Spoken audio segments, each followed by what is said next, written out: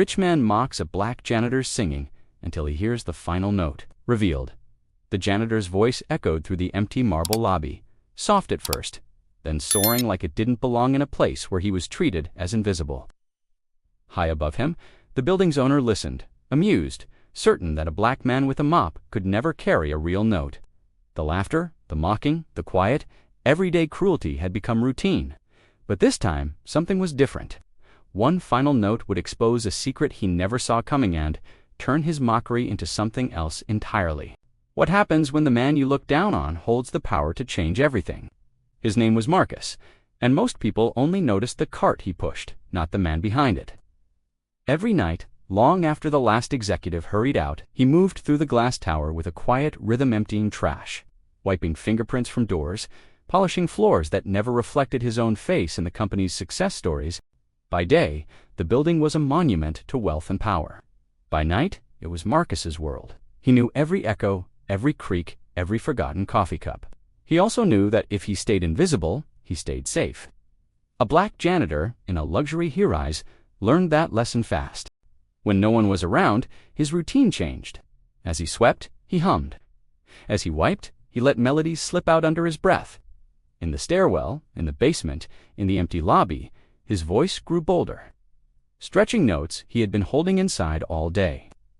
Singing was the one thing that made him feel like more than a uniform and a name tag. He never imagined anyone important would hear him. In a place built on status, his voice felt like a secret, not meant for marble walls and gold-plated elevators. But one evening, as the city lights flickered on and the building settled into silence, someone was listening. High above Marcus, in a private office lined with awards and contracts, the building's owner paused, amused, at the sound rising from below. Marcus thought this was just another ordinary shift. He had no idea his voice was about to pull him into the center of a story he was never meant to control. Marcus's songs had always belonged to places no one cared to look back: stairwells, echoing parking garages, the quiet after vacuum cleaner switched off. He timed his humming between elevator dings and the late-night rush of printers. It was the only way to keep his supervisor from complaining that a janitor was supposed to clean, not perform. Yet the sound slipped out of him anyway. Long notes. Old gospel runs his grandmother taught him. Fragments of love songs he once dreamed of recording in a studio, not whispering into the smell of bleach and dust. The building never clapped. It just swallowed the sound and demanded more work. Until one Thursday night, on the top floor, the owner of the tower leaned against his desk, an expensive drink in his hand, surrounded by other wealthy men who wore their success like armor. The music drifting up from the lobby made them pause. At first, they treated it like background noise, a curious echo in their glass kingdom. Then, amusement crept in as they realized it was coming from a cleaning shift. Someone pulled up the security feed. Grainy footage showed Marcus pushing his cart, head tilted back, voice pouring into a marble lobby designed for people who would never learn his name. The men laughed. To them, he was not an artist or a human being with a story. He was a novelty, a black janitor, singing like he did not understand his place. The nickname started that night. It floated through emails, text messages, and private jokes in the boardroom. He became the singing janitor, a punchline passed around by people who never picked up a mop in their lives. Marcus felt the stares the next day, the smirks, the way conversations stopped when he walked into a room. He did not know about the security footage, but he knew that when rich people suddenly noticed someone like him, it rarely led to something good. A week later, his supervisor told him the owner wanted to see him on the top floor. No explanation, no warning. The elevator ride felt endless. Marcus watched the numbers climb and swallowed the fear that came from a lifetime of knowing that being black and noticed in the wrong way could cost you everything. The owner did not fire him. Instead, he informed Marcus through carefully polished smiles and thinly veiled condescension that there would be an exclusive investor gala in the building. Marcus's singing, he said, would be a fun surprise for the guests. A feel-good story, a little entertainment from the help. Refusing did not feel like an option. Rent did not care about humiliation. Bills did not care that his stomach twisted at the thought of standing in front of people who laughed at men like him when the doors closed. Word spread among staff. Some whispered that it was a big opportunity, acting like he should be grateful. Others giggled behind his back, mocking the way he stretched his vowels, the way his voice rose like a church soloist instead of a polished pop star. A few of the rich tenants joined in, asking if he would sing something soulful, like he was a walking stereotype on demand. On the night of the gala, the building glowed with luxury. Crystal chandeliers, designer suits, tables lined with food Marcus had never been able to afford. He was told to arrive in his uniform, not a suit after all. He still had to clean up after the party. They hid him behind a curtain near the service entrance, with instructions to step out when signaled. As he waited, Marcus's eyes caught a framed display on the wall. A platinum record, the building's pride, credited with launching the owner's fortune. He recognized the melody engraved in the little plaque description. It was a song that had once been his, and as the crowd on the other side of the curtain grew louder, he realized this performance was about to collide with a past he had never escaped. The memory hit him harder than the glare of the chandeliers. Years earlier, before the uniform, before the mop, there had been a tiny studio that smelled like burnt coffee and dust. He had walked in with a notebook full of lyrics and a voice full of hope. The man who owned this tower had been there too, not yet rich, but already practiced at sounding generous while sliding contracts across tables to young black artists who could not afford lawyers. Marcus had poured his heart into one song, a melody born from Sunday choirs and long bus rides, from his grandmother's kitchen and every closed door he had ever faced.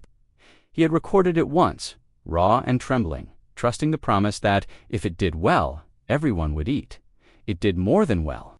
It bought the marble in this lobby. It put the platinum on this wall. His name never appeared on any of it. When he tried to fight back, doors that were once open slammed shut. He became a problem, a risk, an easily replaced black voice in an industry built on taking and forgetting. Now, the same man who had turned his song into an empire was using his singing as a party trick. The music cue came. A familiar instrumental flowed through the speakers. Glossy and polished, the hit version of his song, the crowd cheered, expecting nostalgia, expecting the janitor to mimic someone else's success while still in his work clothes. Marcus stepped out into the light. Every instinct told him to shrink, to survive, to get through it and keep his job. But as the first note rose in his chest, something older than fear pushed back. He began to sing. The room shifted, conversations faded. Laughter thinned into stunned silence. This was not the background noise they expected. His voice carried weight, history, grief, and pride in every note.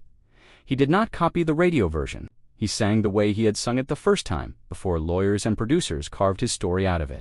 Faces changed. Some guests lifted their phones, eager to capture the spectacle of the singing janitor. The owner watched from the back, at first amused, then unsettled, as Marcus added lines that had never made it to the final cut, lines only the original writer would know.